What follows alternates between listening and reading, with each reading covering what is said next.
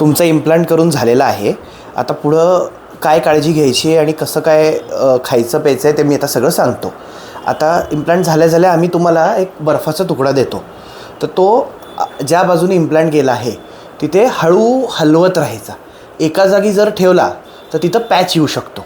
So आपल्याला काय करायचं आहे, हलवत राहायचं आहे. हा मोजून 5 मिनटं वापरायचा, फक्त 5 मिनटापेक्षा जास्त वेळ वापरायचा नाही. आज आणि उद्या म्हणजे पहिले 2 दिवस साधारणतः एका दिवसात 3-4दा वापरलात तरी चालेल, म्हणजे 5 मिनटाच्या वर नाही. हा डिफ्रीजमध्ये ठेवला की परत कडक होतो. सो तुम्हाला परत हा वापरता येतो. त्यानंतर मग कमी केलं तरी चालेल.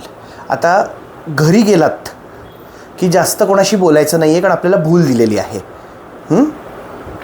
कोणाला तोंड उघडून हे बघा इम्प्लांट केलं आहे वगैरे असलं काही गोष्ट दाखवायची नाही, किंवा आपणही स्वतः आरशात बघता येतं आहे का वगैरे हे करायचं नाही. तोंडात आपले हात वगैरे काहीच गेले नाही पाहिजे, कारण आता आपल्याला तिथे जितकं जमेल तेवढं इन्फेक्शन फ्री माउथ ठेवायचं आहे.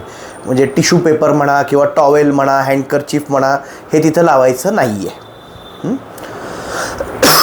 आपण टाके दिलेले असतात, ते टाके आपण 8 ते 10 दिवसांनी काढतो. टाक्यामध्ये घाण अडकायची शक्यता राहते.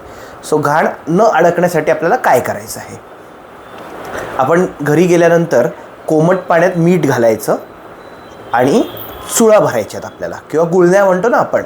तर ज्या साईडचा इम्प्लांट केला आहे तो गाल पद्धतशीर हलला पाहिजे. आपल्याला फोर्सफुल गुळण्या करायच्यात, म्हणजे नुसतं पाणी घेतलं थुंकलं असं करायचं नाही आहे. या गुळण्यांनी जे काय आपलं अन्न अडकणार आहे तिथे म्हणजे हिरड्यांच्या जवळ टाक्यांच्या इथं, ते कमी होईल.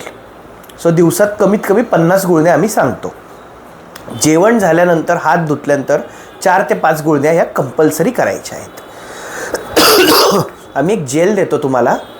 हे जेल जे आहे ते जेवण झालं, पाणी पिलत, चांगले हात धुतलेत, चांगल्या गुळण्या केल्या, त्याच्यानंतर बोटावर घेऊन जिथं आपण इम्प्लांट केला आहे आणि हिरड्या जिथं आपल्या ओपन केलेल्या असतात तिथे लाईटली सोडून द्यायचं. म्हणजे असं खूप चोळायचं नाही आहे तिथे.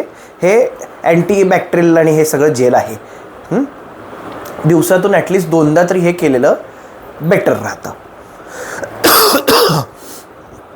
पुढचे 2 ते 3 दिवस खूप गरम पदार्थ टाळावेत.